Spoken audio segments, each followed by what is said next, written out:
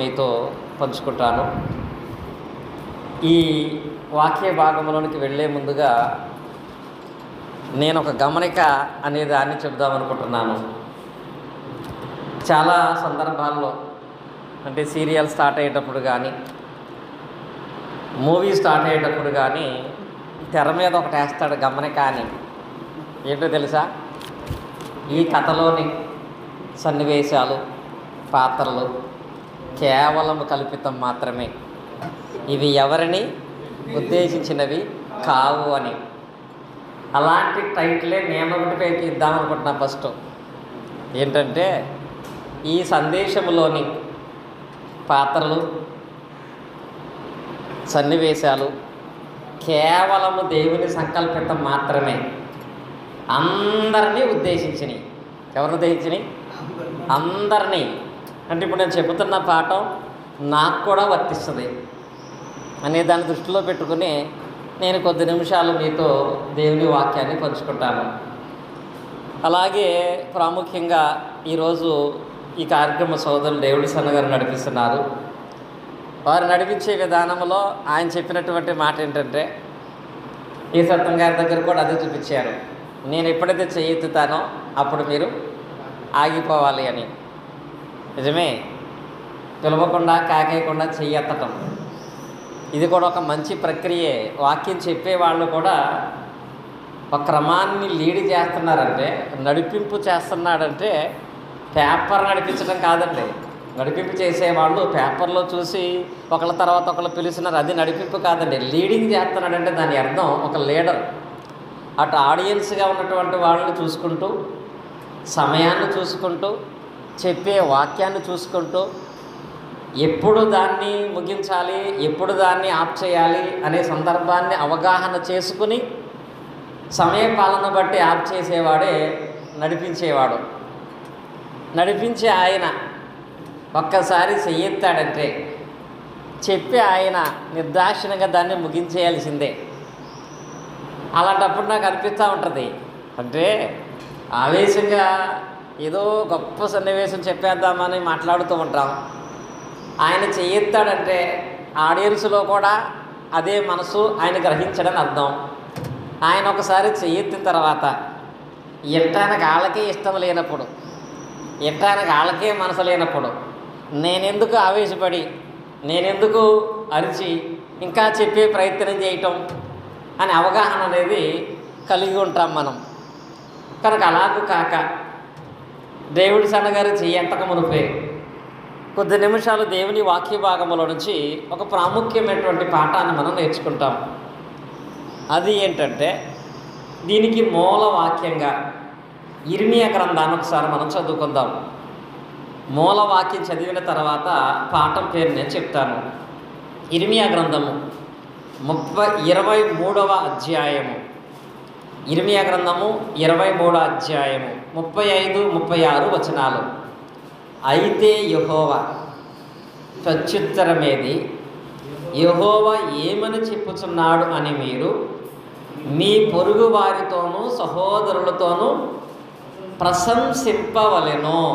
ఈ వచనంలో ఈ లాస్ట్ పదం తీసుకుంటాం మనం. ఏంటది? ప్రశంసింపవలెను. 36వ వచనం, యెహోవా భారమను మాట మీరికి మీదట జ్ఞాపకము చేసుకోవద్దు. జీవము గల మన దేవుని మాటలను, సైన్యములకు అధిపతియగు దేవుడకు యెహోవా మాటలను మీరు అపార్థము చేసితిరి. కాగా ఎవని మాట వానికే భారమగును. అంటే ఎవరు మాట్లాడే మాటలు వాడికే భారముగా ఉంటాయి. కనుక దేవుని మాటలను అపార్థం చేసుకోవద్దు. మొదటి భాగంలో మీరు మీ సహోదరులతో కానీ, ఇరుగు పొరుగు వారితో కానీ దేవుని విషయమందైనా మరి ఏ విషయమందైనా ఎలా ఉండాలంట? ప్రశంసింపవలెను అనే పదం ఉంది. దాన్ని బట్టి మనం నేర్చుకోబోతున్న పాఠం ఏంటంటే, ప్రశంస ప్రశ్నాంశ అనేటువంటి టైటిల్ పెట్టుకుంటాం మనం. ప్రశంస ప్రశ్నాంశ అంటే, ప్రశంస అంటే ఏంటి? పొగడటం. ప్రశంస అంటే పొగడటం. ప్రశ్నాంశ అంటే ప్రశ్నించటం లేక అడగటం, రెండు విషయాలు ఉంటాయి. ప్రతి వ్యక్తికి కూడా ఈ రెండు వచ్చి ఉండాలి. విశ్వాసులకి, ప్రధానంగా సేవకులకు కూడా ఏమొచ్చి ఉండాలి? ప్రశంసించడం రావాలి, ప్రశ్నించడం కూడా రావాలి. కొంతమందికి ప్రశంసించడం బాగా వచ్చు, ఎవరినైనా బాగా పొగుడుతారు. అక్కడ ఏమీ లేకపోయినా అతను ఈయనకంటే మరొకటి లేడు, ఈయనకంటే ఇంకొకటి లేదని ప్రశంసించడం బాగా చేస్తారు. కొంతమందికి ప్రశంసించడం బాగా వచ్చు కానీ ప్రశ్నించడం రాదు, అది ప్రమాదం. కొంతమందికి ప్రశ్నించడం ఏమొచ్చు, ఏమి రాదు, ప్రశంసించడం రాదు, అది కూడా ప్రమాదమే. ప్రశంసించడం మాత్రమే వచ్చి ప్రశ్నించడం రానివాడు తనకు తానే నష్టాన్ని కలుగజేసుకుంటాడు. ప్రశ్నించడం మాత్రమే వచ్చి అసలు ఎప్పుడు ప్రశంసించడం రానివాడు అందరినీ దూరం చేసుకుంటాడు, తెలుసా? ప్రశంసించడం రాకపోతే అందరూ దూరం అయిపోతారండి. చివరికి ఇంట్లో భార్య అయినా సరే, భార్యని పొగడతో నీకు రాదు, భార్యని ప్రశంసించడానికి రాదు, నీతో సంతోషంగా ఉంటుందా? అసలు ఏం వండినా ఏ ఫీలింగ్ ఉండదు, ఏ బట్టలు వేసుకున్నా ఏ ఫీలింగ్ ఉండదు, ఎంత శుభ్రం చేసినా ఏముండదు. ఎలాంటి వాడితో ఉంటే ఏంటి, లేకపోతే ఏంటి, ఏమి లేకపోతే. ప్రశంసించడం రాకపోతే భార్యను మనతో పాటు ఉండదు. కానీ దేవుని వాక్యాన్ని బట్టి పరిశీలన చేస్తే మనకి ఏమర్థం అవుతుందంటే, ప్రతి ఒక్కరికి కూడా ఈ రెండూ రావాలి. ఒకటి ప్రశంసించడం కూడా రావాలి, ప్రశ్నించడం కూడా రావాలి. మళ్ళీ దీంట్లో ఫస్ట్ ఏది చేసిన తర్వాత ఇంకొకటి ఏం చేయాలి? ప్రశంసించిన తర్వాత ప్రశ్నించాలా, ప్రశ్నించిన తర్వాత ప్రశంసించాలా? ఏది ఫస్ట్, ఏది చేస్తే మంచిది? మా నాసిర్ గారు అంటున్నారు, ముందు ఏదైనా ప్రశంసించి నిలబెట్టి అడిగిన తర్వాత అప్పుడు మనం వాళ్ళని ప్రశంసించాలి. ముందు ప్రశ్నించాలి, తర్వాత ప్రశంసించాలి అనేది ఒక ఆయన ఆలోచన. అయితే మా డేవిడ్సన్ గారు ఏమో అది ఏదైతే ఏంటి, ముందు ప్రశంసించిన తర్వాతే ఆ తర్వాత ప్రశ్నించాలి అనేటువంటిది ఒక రకమైన ఆలోచన. ఈ ఆలోచనని బైబిల్ దగ్గర పెడితే ఫస్ట్ భాగాన్ని మనం రాసుకున్నట్లయితే ఇందులో యేసుక్రీస్తు వారు చేసిన పని చూద్దాం ఒకసారి. యేసుక్రీస్తు వారు ఏం చేసేవారు? యేసుక్రీస్తు వారు చేసిన పని ఏమిటి అనగా, లూకాసు వార్తలో 7వ అధ్యాయములో మనం చూసినట్లయితే ఇక్కడ పాపాత్తురైనటువంటి ఒక స్త్రీ యేసుక్రీస్తు వారు పరిసయ్యుని ఇంట భోజనాన్ని కూర్చున్నప్పుడు వచ్చింది కదా. పాపాత్తురైన స్త్రీ, అసలు ఆమె పేరే అది ఎత్తేసారు. ఇంకా జనం ఏం పేరంట, ఇంకా పర్సనల్ పేరు పోయిందండి. అంటే అలా భయంకరమైన పాపపు స్థితిలో జీవించింది కాబట్టి ఆమె పేరే పాపాత్తురైన స్త్రీ అంట. అలాంటి పాపాత్తురాలైనటువంటి ఒక స్త్రీ యేసుక్రీస్తు వారు పరిసయ్యుని ఇంట ఉన్నాడని తెలిసి ఆయన ఇంటికి వచ్చి ఆయన పాదాలు కడిగి తల వెంట్రులో తుడిచి ఆయన పాదాలు ముద్దు పెట్టుకుంటుంటే యేసుక్రీస్తు వారు ఆమెను ప్రశ్నించాడా, ప్రశంసించాడా? ఫస్ట్ 44వ వచనం చూడండి. ఆ స్త్రీ వైపు తిరిగి, పాపాత్మురాలా, నిన్నెవరు రానిచ్చాడు ఇక్కడికి? అసలు నీలాంటి బుద్ధులైంది ఎందుకు ఉంది ఇక్కడ? నీలాంటి పాపాత్మురాలు ఊర్లోనే లేదు, అందరూ నేను పాపాత్మురాలు అంటున్నారు. ఆయనను సమాధానంగా ఉండంటే అప్పుడు దాకా ఉంటుందా? ఉంటుందండి, అప్పుడు దాకా ఉంటుందా? ఇన్ని మాట్లాడిన తర్వాత ప్రశంసించడానికి అవకాశం ఇస్తుందా? ప్రశంసించిన ఆ ప్రశంస పొందే మనసు ఆమెకు ఉంటుందా? పాపాత్తురాలని అందరూ అంటున్నా తన దగ్గరకు వచ్చిన ఆ స్త్రీని ఆయన చూడండి, ఆ స్త్రీ వైపు తిరిగి సీమోనుతో ఇట్లనను, ఈ స్త్రీని చూచున్నావే, నేను ఇంటిలోనికి రాగా నీవు నా పాదములకు నీళ్ళు ఇవ్వలేదు, కానీ ఈమె తన కన్నీళ్లతో నా పాదములను తుడిచి తన తల వెంట్రుకలతో, తన కన్నీళ్లతో నా పాదములు తడిపి తన తల వెంట్రుకలతో ఆ పాదములను తుడిచాను. అక్కడ ఏం చేశాడు? అక్కడ ఆమెనండి ప్రశంసించాడు. ఎంత పాపాత్తురాలైనా ఫస్ట్ ఆమెని ప్రశంసించాడండి. ప్రశంసించిన తర్వాత అప్పుడు నీ పాపాలు క్షమించబడినవమ్మా, నువ్వు ఇంకా పాపము చేయొద్దన్నాడు. నేటి దినాలలో సేవకులైనా సంఘ సభ్యులైనా మనుషుల విషయంలో ఈ విషయంలో చేసే పొరపాటు ఏంటో తెలుసా? ఎలాంటి వారైనా ఎలాంటి పరిస్థితుల్లో అయినా అక్కడ జరిగిన సన్నివేశాన్ని బట్టి ఫస్ట్ ప్రశంసించటం అనేది మొదట మనం నేర్చుకోవాలండి. ఏం చేయాలి? ప్రశంసించడం నేర్చుకోవాలి. అప్పుడు వాళ్ళు మనం ప్రేమిస్తారండి, అప్పుడు వాళ్ళని మనల్ని ఆదరిస్తారు, అప్పుడు వాళ్ళని వాళ్ళు ఇష్టపడతారండి. మాకు సహోదరుడు ఉన్నాడు, ప్రార్థన అయిపోయిన తర్వాత భోజనాలు పెడితే ఎప్పుడు కూడా ఏది కూడా మంచిదని చెప్పడం. వాళ్ళు భోజనం పెడుతున్నప్పుడు చికెన్ కర్రీ వేశారు, చట్నీ వేశారు, సాంబార్ వేశారు, రైస్ వేశారు. చికెన్ కర్రీ బాగానే ఉంది, సాంబార్ బాగానే ఉంది, రైస్ బాగానే ఉంది, చట్నీ మాత్రమే కారం ఎక్కువైంది. ఆయన ఫస్ట్ ఏమెత్తాడు తెలుసా? అసలు ఈ పచ్చడి ఎవడు చేశాడు, తింటాక చావటానక అంటాడు.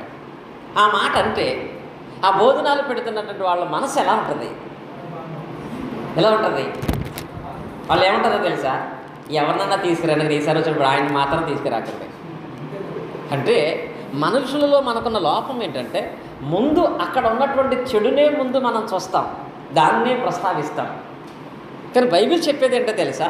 అక్కడ ఉన్న మంచిని ముందు ప్రస్తావించు, తర్వాత చెడును సరిచేయడానికి అవకాశం వాళ్ళు ఇస్తారు. ఎవరా? ఒక ఇంటి ఓపెనింగ్కి వెళ్ళాను. నువ్వు ఇంటి ఓపెనింగ్కి వెళ్ళినప్పుడు ఇంటి గుమ్మం దగ్గర టైల్స్ వేశారు. టైల్స్ వేసినప్పుడు ఆ టైల్స్ గేట్ పెట్టిన టైల్స్లో ఒక మధ్యలో ఒక టైల్స్ మొత్తం పగిలిపోయింది. ఇల్లంతా చాలా బాగుంది. అలాంటి చోట ఒకసారి వెళ్ళాం మేము. ఈయన నాతో పాటు వచ్చి అక్కడికి రాగానే, ఇన్ని డబ్బులు ఖర్చు పెట్టి ఇల్లు కట్టుకున్నావు కానీ ఆ రాయి ఒక్కటి వేసుకోలేకపోయావా? ఆ రాయి ఎంత దరిద్రంగా ఉందో తెలుసా అని అన్నాడండి. అంతమంది ముందు మారుద్దాం అనుకున్నామండి, కుదరలేదు, ఇలా ప్రార్థన అనుకున్నాం కదా, జరిగించేసుకున్నాము అని అతను సర్దుకుంటూ ఎక్కడి నుంచి అతని ఇంట్లో ఆనందం ఉంటుందా? ఉంటుందండి, ఉంటుందా? ఆ మాట అంటే నేను అప్పుడు ఏమన్నా తెలుసా? ఆ మాట నా పక్కన ఉన్నాడు ఆయన. అప్పుడు నేను అన్నాను, వాస్తవం జరిగింది. ఆ రాయి పగిలింది కానీ పగిలినా చాలా అందంగా ఉంది అన్నా నేను. ఎలా ఉంది? పగిలిన ఆ రాయి చాలా అందంగా ఉందో, డిజైన్లా కనపడుతుందంటే అవును నిజమే నాకు అనిపిస్తున్నాడు అప్పుడు ఆయన. అంటే ఏమవుతుంది? చెడును కూడా అంటే అది మంచిది కాకపోయినా పొగిడితే చెడును సరిచేసే అవకాశం ఇస్తారు. యేసుక్రీస్తు సహితము అంత పాపం చేసిన స్త్రీని కూడా ఏం చేశాడు? ప్రశంసించాడు. ప్రశంసించడం రాకపోతే మనల్ని ఎవ్వరూ ప్రేమించరండి. ప్రశంసించడం అనేది చాలా ప్రాముఖ్యమైంది. ప్రశంసించిన తర్వాతే మనం ప్రశ్నించాలి. ఇది యేసుక్రీస్తు దగ్గర మాత్రమే ఉందా అంటే మీకు అందరూ తెలుసు కదా. నెక్స్ట్ పౌలు గారు నుంచి ఆలోచించండి. పౌలు గారు సువార్త పరిచర్య చేస్తూ అపోస్తలుల కార్యం 17వ అధ్యాయంలో ఈయన ఏథెన్సు పట్టణానికి వెళ్ళినప్పుడు, మూర్ఖులారా, విగ్రహారాధికులారా, మీలాంటి భ్రష్టత్వం కలిగిన వాడు ఊళ్ళో ఎవడో, ఈ దేశంలో ఎవడో లేడని మాట్లాడితే వాక్యం చెప్పనిచ్చేవాళ్ళ? చెప్పనిస్తారా? పౌలు సైతము కూడా ఏథెన్సు పట్టణానికి వెళ్ళినప్పుడు ఆయన ఏమన్నాడో చూడండి, 22వ వచనంలో. పౌలు అరేబియా మధ్య నిలిచి చెప్పినగా, ఏథెన్సు వారలారా, మీరు సమస్త విషయములలో అతి దేవతా భక్తి గలవారని ఉన్నట్లు నాకు ఇది పొగడతా? ప్రశ్నాంశ ఏం చేస్తున్నాడండి? విగ్రహారాధన చేసే వాళ్ళను కూడా పొగిడాడండి. అసలు మీరు కలిగి ఉన్న భక్తి ఎవరూ కలిగి ఉండరు, మీరు అతి దేవతా భక్తి గలవారై ఉన్నారు. ఎప్పుడైతే వాళ్ళు చేసే విగ్రహారాధనను ప్రశంసించినట్లుగా మాట్లాడాడో అప్పుడు పౌలు గారి వాక్యం వినటానికి వాళ్ళందరూ ఇష్టపడ్డారు. ఈ పదం పౌలు గారు వాడకపోతే మాకున్న దేవతలు మాకు చాలు, మాకున్న బొమ్మలు మాకు చాలు, కాబట్టి నువ్వు చెప్పే కొత్త బోధ మాకు వద్దనే వాళ్ళు. ఎప్పుడైతే ప్రశంసించాడో మన పక్షంగా ఉన్నాడని చెప్పి పౌలుని ప్రేమించారు. అప్పుడు పౌలు ప్రశంసించిన పౌలు ప్రశ్నించడానికి, ప్రశ్నించిన తర్వాత దాని సమాధానము చెప్పి వాళ్ళని మార్చడానికి అక్కడ అవకాశం అనేది వచ్చింది. పౌలు దగ్గర కూడా మనము ప్రశంసించిన తర్వాతే ప్రశ్నించాలనే దాన్ని నేర్చుకుంటాం. అప్పుడే దాని యందు నిజమైనటువంటి ఫలితాన్ని పొందుకుంటాం. చివరికి యేసుక్రీస్తు వారు కూడా ఆయన యొక్క పరిచర్య విధానంలో కొన్ని సందర్భాలు చూస్తే మనకి యోహాను సువార్తలో నికోదేమును మనం చూస్తాం. నికోదేమును మనం చూస్తాం. యోహాను సువార్త 3వ అధ్యాయం మనం చూసినట్లయితే ఇక్కడ 1 నుంచి 3 వచనాలలో యూదుల అధికారి అయిన నికోదేమను పరుషుడు అక్కడ ఉండెను. అతడు రాత్రి యందు అతని యొద్దకు వచ్చి, బోధకుడా, నీవు దేవుని యొద్ద వచ్చిన బోధకుడవనియు మేము ఎరుగుదము. దేవుడు అతనికి తోడయుంటేనే గాని నీవు చేయుచున్న సూచక్రియలను ఎవడునూ చేయడని అతనితో చెప్పాను. ఇక్కడ నికోదేమని ఒక వ్యక్తి ఉన్నాడు. ఇతనికి అడగక ముందే యేసుక్రీస్తు వారు సమాధానం చెప్పేశాడు. నికోదేమనే ఒక వ్యక్తి యేసు దగ్గరకు వచ్చి ప్రశ్నించాడా, ప్రశంసించాడా? ఏం చేశాడు? ఫస్ట్ రాగానే, అయ్యా, నీవు దేవుని యొద్ద నుండి వచ్చిన బోధకుడు అని మేము ఎరుగుదము. దేవుడు నీకు తోడై ఉంటే తప్ప ఎలాంటి కార్యాలు నువ్వు చేయలేవని ప్రశంసిస్తున్నాడు యేసుక్రీస్తుని. ఎప్పుడైతే ఈ నికోదేము ప్రశంసించాడో అక్కడ ఆయన అడగకపోయినా యేసుక్రీస్తు వారు ఆయన అడగకపోయినా ఆయన వచ్చినటువంటి ఆ ప్రశ్నకు సమాధానం చెప్పి, ఒకడు ఆత్మ మూలముగాను నీటి మూలముగాను జన్మిస్తేనే తప్ప వాడు పరలోక రాజ్యంలో ప్రవేశింపడని చెప్పాడు. ఈ నికోదేమును ఒకసారి జ్ఞాపకం చేసుకుని ఉంచుకోండి. తర్వాత ఇలాంటి సందర్భం జ్ఞాపకం చేస్తారు. చివరికి పరలోకమందున్నటువంటి దేవుడైనా సరే ఒక సంఘాన్ని ఉద్దేశించి మాట్లాడేటప్పుడు ఎలా మాట్లాడేవాడో తెలుసా? ఎఫెసీ సంఘాన్ని గురించి ప్రకటన గ్రంథంలో 2వ అధ్యాయంలో 2వ వచనంలో యెహోవా దేవుడు ఏమని మాట్లాడాడు? నీ క్రియలను, నీ కష్టమును, నీ సహనమును నేను ఎరుగుదును. ప్రకటన గ్రంథం 2వ అధ్యాయం 2వ వచనం. నీవు దుష్టులను సహింపలేవనియు, అపోస్తుల కాకయే తాము అపోస్తులను చెప్పుకున్న వారిని పరీక్షించువారు అబద్ధికులు నీవు కనుగొంటివనియు, నీవు సహనము కలిగి నా నామము నిమిత్తము భారము భరించి అలయలేదని నేను ఎరుగుదును. పరలోకమందున దేవుడు సహితము కూడా లోపము కలిగిన సంఘాన్ని గురించి మాట్లాడేటప్పుడు ముందు ఆ సంఘాన్ని ఏం చేస్తున్నాడు? ప్రశంసిస్తున్నాడండి. నీ సహనము, నీ భక్తి, అబద్ధ బాధకులను ఖండించే విధానం, నీ ప్రయాస నేను ఎరుగుదును, నీకంటే గొప్పటువంటి వాళ్ళు ఎవరో కూడా లేరు అని ప్రశంసించి అప్పుడు అడిగాడు అక్కడ. ఇప్పుడు 4వ వచనంలో, ఆయనను మొదట నీ కొట్టిన ప్రేమ ఇప్పుడు లేదు. అదే ఫస్టే దేవుడు అడుగుంటే ఎలా ఉంటుంది? ఎలా ఉంటుంది? ఇప్పుడు ఉదాహరణకి ఆనందరావు ఇటు వరకు ప్రతి మీటింగ్కి వచ్చేవారు, మీటింగ్లో సహకరించేవారు, ప్రతి మీటింగ్లో చక్కగా పాటలు పాడేవాళ్ళు. కానీ ఇప్పుడే ఎందుకో మీరు రావటం తగ్గించారు, మీరు వస్తే మంచిది అని అడిగితే ఎలా ఉంటుంది? మీరు అసలు మీటింగులకే రావట్లేదు, ఇలా అయితే మీతో సహవాసం చేయలేము అని అంటే ఎలా ఉంటుంది? ఈ రెండో విధంగా అడిగితే ఆనందరావు గారు ఏమంటాడో తెలుసా? నేనే రావట్లేదా? చంద్రకి వస్తున్నాడా? నేనే రావట్లేదా? ప్రసాద్ వస్తున్నాడా? నేనే రావట్లేదా? శాస్త్రి గారు వస్తున్నారా అని ప్రశ్న. అదే ముందు పొగిడితే ఇలా వచ్చేవాళ్ళు ఇలా చేసేవాళ్ళంటే తప్పకుండా నేను వస్తాననే ఆలోచన మాట మనిషిలో వస్తుందండి. తండ్రి అయిన దేవుడు సహితము ఒక సంఘాన్ని ఉన్న లోపం చెప్పటానికి ప్రశంసించిన తర్వాత మొదట నీకున్న ప్రేమ ఇప్పుడు లేదు వార్నింగ్ ఇచ్చాడు. ఆ ప్రేమ మరలా నువ్వు సంపాదించుకున్నావా సరి, లేనిడలా ఆ దీపస్తంభం దాని చోటు నుంచి తీసేస్తానని చెప్పి అక్కడ వాక్య భాగంలో మహోన్నతమైన దేవుడు కూడా మాట్లాడినట్టుగా మనం చూస్తున్నాం. అంటే మొదటి భాగమందు ప్రశంసించటం అనేది ప్రధానమైనదిగా మనం చూస్తున్నాం. పోనీ ప్రశంసించిన అలా వదిలేయకూడదని, మళ్ళీ ప్రశంసించడం మాత్రమే వస్తే ప్రశ్నించడం రాకపోతే ఇంకా నష్టం కలుగుతుంది. ఇక్కడ పాపాత్రుని స్త్రీని ప్రశంసించి వదిలేశాడా ఆయన? పౌలు గారు ఏథెన్సు వాళ్ళని ప్రశంసించి వదిలేశాడా? అలాగే ఇప్పుడు మనం కూడా కొంతమంది విషయంలో, దేవుని వాక్య విషయంలో కూడా వారు ఎలా వాక్యం చెప్పినా కొన్ని సందర్భాలలో సూపర్ అని అంటాం, మంచిదే, బాగా చెప్పానని అంటాం, మంచిదే. ఆ తర్వాత వాళ్ళలో ఉన్న లోపాలను ప్రశ్నించి సరిచేయకపోతే ఒక వ్యక్తి ఏమనుకుంటాడు? ఆంధ్రా గారు ఉన్నారు, చొక్కా తిరగేసేసుకున్నాడు, పెద్ద వయసు కదా, ఆయన్ని ఏమంటాను, ఆంధ్ర గారు చొక్కా సూపర్గా ఉంది, అసలు మీకులాగా ఎవరు అలాంటి బట్టలు వేసుకోరు, అలా ఎవరో పుట్టరు నీకు టైలర్ ఎవరో కానీ మంచి టైలర్ అని అంటే ఇంకా రాత్రి పగల చొక్కా తీయడం ఇంకా ఆయన తెస్తాడా? కానీ అతను చూసి అందరూ నవ్వుతున్నారు, అతను చూసి అందరూ ఎగతాళి చేస్తున్నారు. ఆ పరిస్థితిలోకి వెళ్ళిపోవడం కారణం ఎవరు?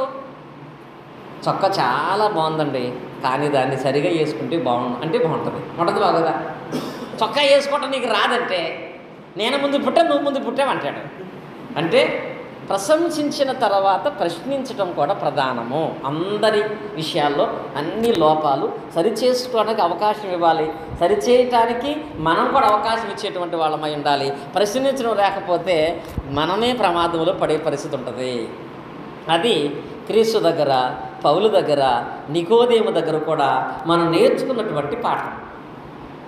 సరే, ప్రశ్నించడం నాకు ప్రశంసించడం పెద్దగా రాదులే, ప్రశ్నించడం నాకు బాగా వచ్చంటే క్రీస్తు సహితము కూడా ఎలా మారిపోతాడో తెలుసా? యేసుక్రీస్తు గారి ఉన్నంత ప్రేమ, ఆయనకున్నంత జాలి, ఆయనకున్న సహనం ఎవరికీ లేదంటాము కదా. ఒకసారి యేసుక్రీస్తు వారిని ప్రశంసించకుండా ప్రశ్నిస్తే ఆయన ప్రవర్తన ఎలా ఉందో తెలుసా? వాక్య భాగంలో మనం చూసినట్లయితే మార్కు సువార్త 11వ అధ్యాయము 27వ వచనం చూడండి.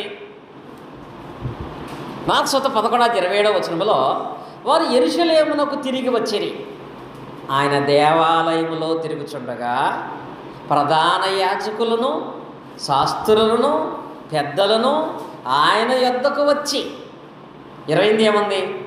నీవు ఏ అధికారము వలన ఈ కార్యములు చేయుచున్నావో, వీటిని చేయుటకు ఈ అధికారము నీకెక్కడికి వచ్చిందని అడిగిరి. ఇక్కడ యేసుక్రీస్తు వారు దేవాలయంలో ఉండగా ప్రధాన యాజకులు, శాస్త్రులు వచ్చి యేసుక్రీస్తు వారిని ముందు ప్రశంసించారా, ప్రశ్నించారా? అసలు ప్రశంస లేదండి అక్కడ. నికోదేములాగా అద్భుతంగా వాక్యాన్ని బోధిస్తున్నావు, దేవుడికి తోడై ఉన్నాడు, లేకపోతే ఎలాంటి కార్యాలు చేయవనలేదండి. డైరెక్ట్గా వచ్చి ఆయన దగ్గరకు వచ్చి అసలు నీకు అధికారం ఎక్కడది, ఎవరు అధికారం ఇస్తే ఇవన్నీ నువ్వు చేస్తున్నావు అని యేసుక్రీస్తుని ప్రశ్నించారు కనుక డైరెక్ట్గా ఎప్పుడైతే వాళ్ళు ప్రశ్నించారో అక్కడ యేసుక్రీస్తు వారు వాళ్ళకి సమాధానం చెప్పాడా? నికోదేము ప్రశ్నించకపోయినా సమాధానం చెప్పేశాడు. ఈ శాస్త్రులు, ప్రధాన యాజకులు ప్రశ్నించినా సమాధానం చెప్పలా. అక్కడ ఏముంది తెలుసా? వాళ్ళు అడిగారు, ఈ అధికారం వల్ల ఈ కార్యాలను నువ్వు చేస్తున్నావని అడిగారు. వాళ్ళు నిలబెట్టి అడిగారు, ప్రశ్నించారు. దానికి యేసుక్రీస్తు అన్నాడు, దీనికి నేను సమాధానం చెప్పాలంటే మిమ్మల్ని ప్రశ్న అడుగుతా. అదేంటనగా యోహాను గారు, ఆ వాక్యం చూడండి. అందుకు యేసు, నేను మిమ్మల్ని ఒక మాట అడిగేదను, నాకు ఉత్తరం ఇవ్వడి. అప్పుడు ఏ అధికారం వల్ల వీటి చేయించున్నానో అది మీతో చెప్తాను. యోహాను ఇచ్చిన బాప్తిసం పరలోకము నుండి కలిగిందా, మనుషుల నుండి కలిగిందా? నాకు ఉత్తరం ఇమ్మన్నాడు. వాస్తవానికి ఈ ప్రశ్న ఎందుకు అడిగాడు తెలుసు? ఆయన వాళ్ళకి సమాధానం చెప్పడానికి ఆయనకి ఇష్టం లేదు.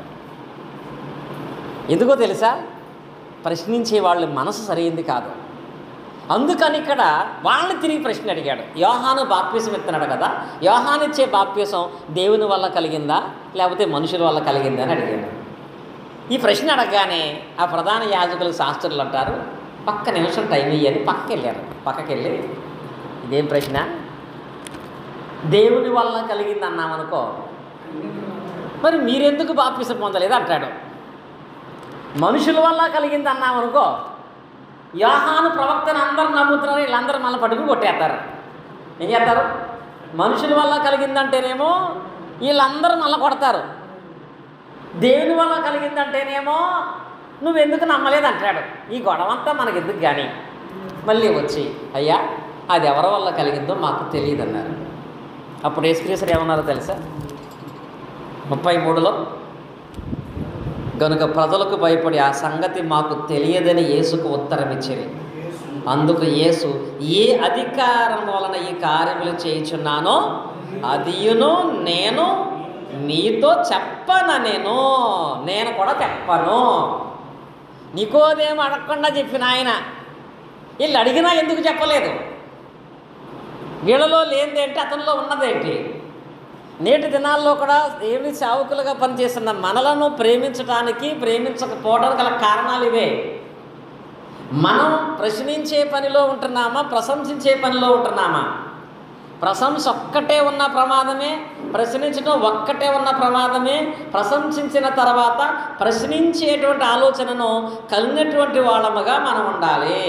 ఇది మనుషుల విషయంలో, సహోదరుల విషయంలో, సభ్యుల విషయంలో మనం నేర్చుకోవలసింది, సంఘానికి కూడా నేర్పించవలసింది. ఈ రోజుల్లో సంఘ సభ్యుల మధ్య కూడా సఖ్యత లేపడం గల కారణం అదేనండి. ఆయన ఇంటికి వెళ్తే ఈయన ఆ ఇంట్లో లోపం చూపిస్తాడు, ఈ ఇంటికి వస్తే ఈ ఇంట్లో లోపం ఆడ చూపిస్తారు. ఈ ఇద్దరి మధ్య ఏముండదు, అక్కడ సఖ్యత ఉండదు. ఇప్పుడైనా చెప్తాడు కదా, ఒకరి కంటే ఒకరు గనులుగా ఎంచుకొని ఒకరి తప్పులను ఒకరు క్షమించుకొని సమాధాన పడేటువంటి పనిని, ప్రయత్నాన్ని చేసేవారే దేవుని వల్ల ఆశీర్వాదం పొందుతారు.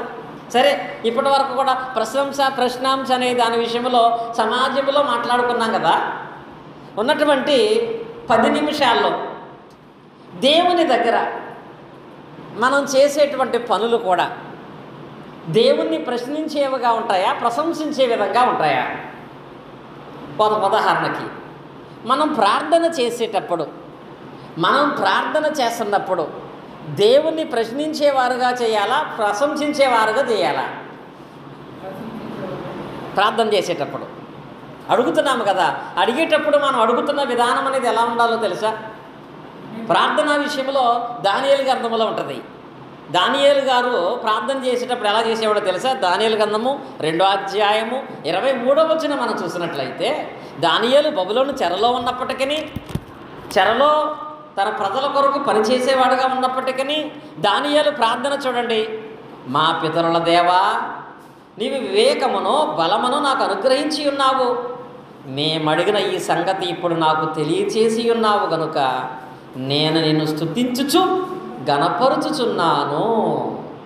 ప్రార్థన ప్రారంభములో దానియేలు గారు ఏం చేస్తున్నాడు? నిజంగా నీవు మాకు వివేకాన్ని, బలమును అనుగ్రహించావు, అందుకనే మేము మిమ్మలను స్తుతిస్తున్నాము, గణపరుస్తున్నాము. అక్కడ దానియేలు ప్రశ్నించాలంటే ఏం చేయాలో తెలుసా? ఎందుకు మేము ఇక్కడ చెరలో ఉన్నాం, ఈ చెరలో ఎందుకు మేము బాధపడుతున్నాం, మమ్మల్ని నువ్వేం చేస్తున్నావు, మమ్మల్ని ఎందుకు పట్టించుకోవట్లేదని మాట్లాడాలి. కానీ దానియేలు ప్రార్థనలో ప్రశంస కనపడింది కనుక దానియేలు అందరితో కూడా ప్రశంసించబడే విధంగా దేవుడు అతన్ని హెచ్చించాడు. కానీ అదే అడగటంలో బైబిల్లో గారడీ సీమోను కూడా అడిగాడు దేవుని వరం. ఎలా అడిగాడు? దానియేలు ఎలా అడిగాడు? గారడీ సీమోను ఎలా అడిగాడు? అపోస్తుల కార్యాలు 8వ అధ్యాయం 19వ వచనం చూడండి. ఇక్కడ కనీసం మర్యాద కానీ, ప్రశంస కానీ, ప్రేమ కానీ ఇతను కనపరచలేదండి. డైరెక్ట్గా అపోస్తులు చేతులుంచడం వల్ల పరిశుద్ధాత్మ వరం పొందుతున్నారని తెలుసుకొని దేవుడు ఆ వరం తనకి ఇవ్వాలని భావించిన వాడుగా 19వ వచనం ఏమన్నాడు చూడండి. వారు ఎదుట ద్రవ్యము పెట్టి నేనెవరి మీద చేతులుంచెదనో వాడు పరిశుద్ధాత్మను పొందినట్లు ఈ అధికారము డైరెక్ట్గా వెళ్ళిపోయాడు. ఇంకా ఎక్కడికి అడిగే కాడికి వెళ్ళిపోయాడండి. మొదట మనము ప్రార్థన చేస్తున్నప్పుడు ఏం చేయాలో తెలుసా? అది ఏదైనానో సరే ముందు దేవుడు చేసిన కార్యాలకు దేవుని మనం ప్రశంసించాలి, దేవుని కృతజ్ఞతలు తెలియపరచాలి. చివరికి చావైనా సరే, ఒక వ్యక్తి చనిపోయాడు, ఏమన్నా తెలుసా? తండ్రి నిన్నటి వరకు ఈ కుమారుడికి ఆయుష్కాలాన్ని ఇచ్చి, భార్య బిడ్డలనిచ్చి, కుటుంబంలో ఒక వ్యక్తిగా నడిపించారు.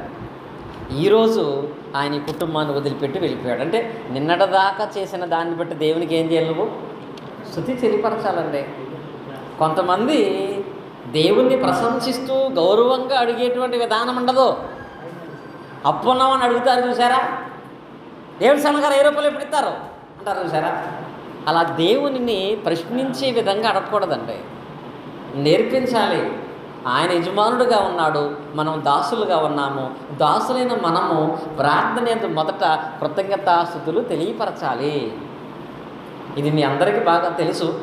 స్థానిక సంఘాలు ఉన్నటువంటి వాళ్ళు కూడా దాన్ని నేర్పించాలండి. మనం ప్రార్థన స్టార్ట్ చేస్తున్నామంటే ఆ సందర్భాన్ని బట్టి ముందు జరిగిన దానికి దేవుని కృతజ్ఞత తెలియపరచాలి.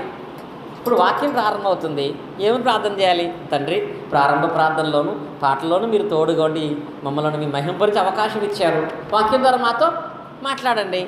ప్రయాణం చేస్తున్నావు, రాత్రంతా క్షేమంగా ఉంచావు. ఇలాగూ దేవుణ్ణి ప్రశంసిస్తూ స్తుతిస్తూ అప్పుడు నీకు కావాల్సిన దాన్ని దేవుణ్ణి అడగాలి. అలా కాక గారడీ సీమంలాగా నాకు అవసరం ఏంటో అదే అడుగుతా, మిగతా నాకు సంబంధం లేదనుకుంటే, ఆ గారడీ సీమనుతో పేతురు గారు ఏమన్నాడో తెలుసా? ఈ కార్యములో ఎవడికన్నా పాలుంటుందేమో కానీ నీకు మాత్రం ఉండదు అంటాడందా. ఈ కార్యంలో ఎన్నటికీ నీకు పాలు లేదు. పరిశుద్ధాత్మ వరం అడగటం తప్పు కాదు, ఎందుకంటే ఆ దినాల్లో పరిశుద్ధాత్మ వరం అపోస్తుల చేతులతో అందరికీ దేవుడు ఇస్తున్నాడు. అడిగే విధానం కరెక్ట్ కాదు, అడిగే విధానం కరెక్ట్గా ఎప్పుడు లేదో ఎవరికైనా ఇస్తాను కానీ నీకు మాత్రం దేవుడు ఇవ్వడన్నాడు అక్కడ వాక్య భాగంలో. కారణం ప్రార్థన యందు ఈ రకమైన ఆలోచన అతనికి కలిగి ఉండలేకపోవటాన్ని బట్టి. రెండవది, కీర్తనలు పాడుచున్నప్పుడు కూడా, కీర్తనల యందును కూడా మొదట మనం ఏం చేయాలి? అందుకే సోదరులు రవి గారు తరచూ జ్ఞాపకం చేస్తూ ఉంటారు, అది సువార్త సభ అయినా మరి ఏ సభ అయినా ఫస్ట్ ఏం చేయాలి? స్తుతి కీర్తన పాడాలి, స్తుతి కీర్తన పాడాలి, స్తుతి కీర్తన పాడాలి. ఎందుకంటే దేవుణ్ణి ప్రశంసిస్తేనే దేవుడు మనల్ని ఆశీర్వదిస్తాడనేటువంటి మాట. అలాగూ దేవుణ్ణి కీర్తించేటువంటి విషయంలో, ప్రశంసించే విషయంలో ఏ సందర్భములనైనా ముందు ఆ సమయాన్ని బట్టి దేవునికి ప్రశంస తెలియపరచాలి. ఉదాహరణకి అపోస్తలుల కార్యం మనం చూస్తే, పౌలు శీలలు చెరసాలలో ఉన్నప్పుడు ఏం చేశారు వాళ్ళు? ఆ పరిస్థితి ఏంటి అక్కడ? వాళ్ళు చేసే పని ఏంటి? అపోస్తలుల కార్యం 16:25 వాళ్ళు చేస్తున్న పని ఏంటి? అయితే మధ్యరాత్రి వేళ పౌలు శీలను దేవునికి ప్రార్థించుచు కీర్తనలు, కీర్తించడం అంటే ఏంటి? గణపరుస్తున్నారు, స్తుతిస్తున్నారు. అక్కడ పరిస్థితి ఏంటి? చెరసాల్లో సంఖ్యలతో బంధింపబడి, గాయాలు చేయబడి, బొండాలు బిగించబడి అంత శ్రమలో ఉంటే, అలాంటి శ్రమలో ఉన్నటువంటి వాళ్ళు, దేవా మాకెందుకు ఇలాంటి శ్రమ వచ్చింది, దేవా మాకెందుకు ఇలాంటి బాధ వచ్చింది, దేవా ఈ శ్రమలు మేము ఎందుకు పొందుతున్నాము అని ప్రశ్నించకుండా స్తుతిస్తున్నారంట. వాళ్ళు ఏం చేస్తున్నారు? మొదట ఆ పరిస్థితుల్లోనే వాళ్ళు దేవుని స్తుతిస్తున్నారంటే, మరి మనం కలుగుతున్న పరిస్థితుల యందు దేవుని మరింతగా స్తుతించాలా వద్దా? ఆ పరిస్థితుల యందు ప్రార్థన చేసేటప్పుడు కూడా తండ్రి నీకు స్తుతి అని చెప్పి వాళ్ళు స్తుతులు చెల్లించారు దేవునికి. ఆ పరిస్థితుల్లో కూడా మొదట వాళ్ళు దేవుని కీర్తనలు పాడారు. అలాగే వాళ్ళు స్తుతించే స్వభావాన్ని కలిగినటువంటి వారుగా ఉన్నారు కనుకనే చెరసాల నుంచి వారిని దేవుడు విడిపించి తీసుకొచ్చాడు. కొన్ని పాటలు ఉంటాయి, ఆ పాటలు అసలు దేవుణ్ణి ప్రశ్నించే విధంగా ఉంటాయి. మన వాళ్ళు పాడరనుకోండి, ఒక పాట ఉంటుంది, ఉన్నావా అసలున్నావా, ఏం చేస్తాడు ఇక్కడ? అసలు నువ్వు ఉన్నావు పోయావా? ఉంటే ఏంటి ఆ పరిస్థితి ఇక్కడ? ఏం చేస్తాడు? డైరెక్ట్గా స్తుతి లేదు, కృతజ్ఞత లేదు, దేవుని కార్యాలు జ్ఞాపకం చేసుకోవటం లేదు. అసలు ఉన్నావా లేవా నువ్వు అంటే అలా అడిగితే, అలా పాడితే దేవుడు సహాయం చేస్తాడా? దేవుడు వింటాడా? పౌలు శీలలు సైతము కూడా వాళ్ళకు తెలుసు కీర్తన యందు ప్రశంస ఉండాలి. మన పాటలు పాడుతున్నామంటే అది దేవునికి మహిమ కలగాలి.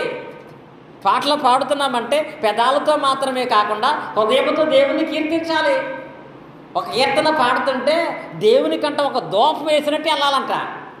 దూపం అంటే ఏ దూపం? గేదలు కడేసి పొక్క కాదండి, సాంబ్రాణి దూపం వేసినట్టు వెళ్ళాలంట. మరి మన దూపం ఎలా ఉంటుంది? దోమలు పారిపోతాయి, ఆ దూపం కాదండి. ఇంపైన సువాసనగా నీ కీర్తన దేవుణ్ణి ప్రశంసించే విధంగా కనపడాలి. ప్రార్థన యందు ప్రశంసించిన తర్వాతే నీకు కావాల్సింది అడుగు. పాటల యందు దేవుని నేను ప్రశంసిస్తున్నాను అనే దాన్ని దృష్టిలో పెట్టుకుని పాటలు పాడుతూ దేవుని నామాన్ని కనపరచు. చివరికి మాట యందు కూడా నువ్వు ఎవరితో మాట్లాడుతున్నా, నువ్వు ఏ పరిస్థితుల్లో ఉన్నా, నీ మాటల యందు కూడా దేవునికి మొదట ఏం కలగాలి? ప్రశంసే కలగాలండి. అప్పుడు దేవుడు ఆ పరిస్థితి నుంచి దేవుడు మనల్ని విడిపిస్తాడు. ఎలాంటి పరిస్థితుల్లో ఉన్నా మాటలో కూడా పాపం చేయని వ్యక్తి ఎవరు? చెప్పారు కదా, యోబు గారు. యోబు గ్రంథం 1:21 ఎంత గొప్ప అద్భుతమైన మాట తెలుసా? ఏం చేస్తాడు ఆయన మాటలతో?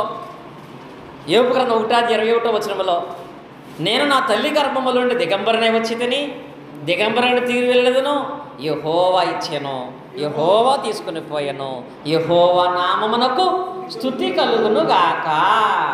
ఇలాంటి పరిస్థితులలో కూడా ఎవరిని ప్రశంసిస్తున్నాడు? బిడ్డలు చనిపోయినా, పశువులు పోయినా, ఆరోగ్య పరిస్థితి క్షీణించిపోతున్నా మాటలో ఏం చేస్తున్నాడంట? దేవుని స్తుతిస్తున్నాడంట. ఉదాహరణకి యేసుపాదం గారు ఎప్పుడు బండి మీద తిరుగుతూనే ఉంటారు. సరే, ఒకరోజు గుడివాడ బస్ స్టాండ్ బయట బండి పెట్టి ఆయన మీటింగ్కి వచ్చేసాడు. వెళ్ళేటప్పటికి బండి లేదు.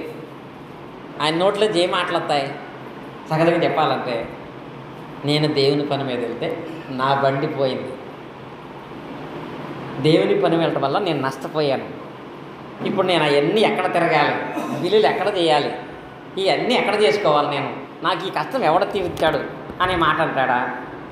ఇన్ని సంవత్సరాలు బండి మీద నేను ప్రయాణం చేసిన నాకు ఎక్కడా ప్రమాదం జరగలేదు, మరి ఈరోజు ఈ బండి విషయంలో ఎందుకు ఎలా జరిగిందో అని అంటాడా? కానీ దేవుని వాక్యం ఎరిగిన వాడైతే ముందు ఆ మాట మాట్లాడాలి. ఏ మాట?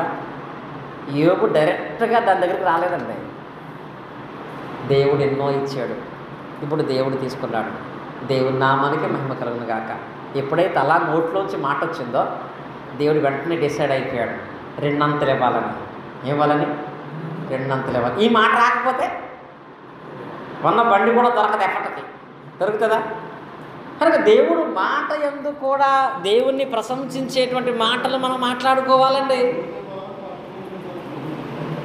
మాటల యందు కూడా అలాంటి స్థితిని దేవుడు కోరుకుంటున్నాడు. వాక్య భాగంలో మనం పాత నిబంధనలో చాలాసార్లు విన్నాం కదా. మోషే అనే గొప్ప ప్రవక్త ఉన్నాడు, నమ్మకమైన వాడు, కానీ ఒక్కసారి మాట సరిలేకపోవటాన్ని బట్టి వాగ్దానం కోల్పోయాడు. ఏం సరిలేదు? మాటే. ఏం మాట? సంఖ్యాకాండం 20 10 చెప్తాడు కదా.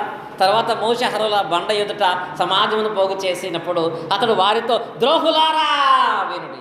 ఎవరైనా డైరెక్ట్గా అసలు కనీసం అక్కడ దేవుడు ఎంత ప్రేమించాడు, ఎంత సహాయం చేస్తున్నాడు, నీళ్ళు మీకు ఇద్దాను. సంఖ్యాకాండము 20 10 అండి. దేవుడు ఎంత ప్రేమించాడు, ఇంతలా దేవుడు మనం నడిపిస్తాడని అక్కడ దేవుడిని అసలు జ్ఞాపకం చేసుకోవాలా.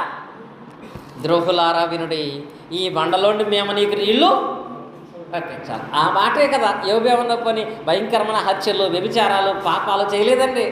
మాట. ఆ మాటలో కూడా బండను కొట్టడం పెద్ద తప్పు కాదు, కొట్టాడు. దానికంటే ముందు దేవుని పరిశుద్ధను సన్మానించినట్లు నమ్ముకోలేదంట. అంటే అక్కడ సన్మానించడం అంటే ఏంటి? గౌరవించటం, దేవుని మహిమపరచటం.